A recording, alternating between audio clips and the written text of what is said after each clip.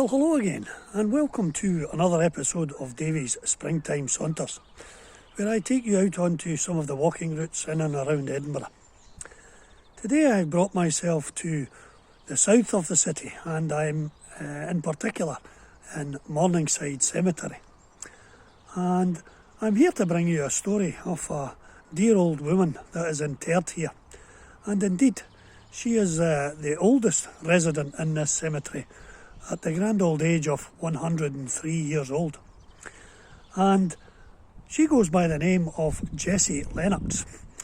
And she has quite a bit of notoriety, mainly because of the friends she made during her lifetime.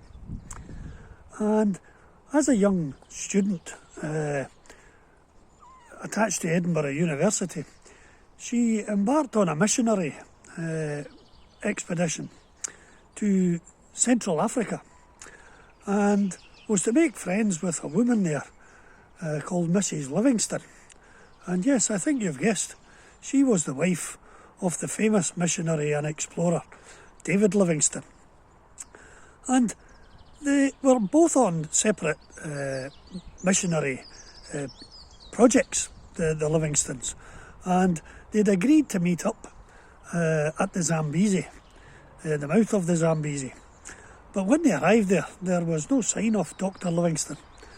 And Miss Lennox basically took care of Mrs. Livingstone until such times as they managed to catch up with him in another part of Africa altogether, in Mozambique. On her return from Africa, Miss Lennox, after finishing her university studies, went on to study at a nursing school in St Thomas's in London, which was headed up by none other than Florence Nightingale. And Miss Lennox and Miss Nightingale became very firm friends over the years, indeed so corresponding many times over the years.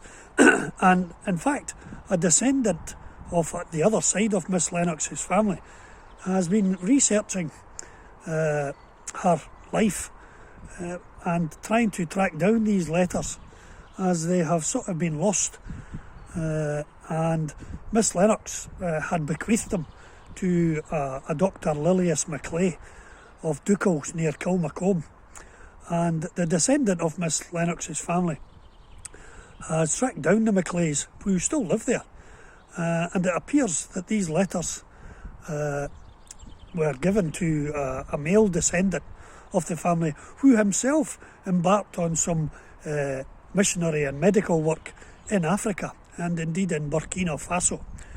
But he died over there, and it is unsure where these letters eventually ended up.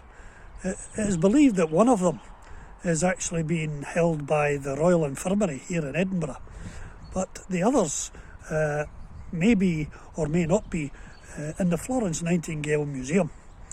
It sort of becomes difficult to sort of determine what these letters contain, but other than just a very strong friendship between two great women.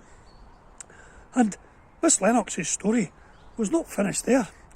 After a great serving nurse to the medical profession, looking after the suffering and the poor, she went over to Belfast in Northern Ireland and was part of the group that designed the Belfast Children's Hospital.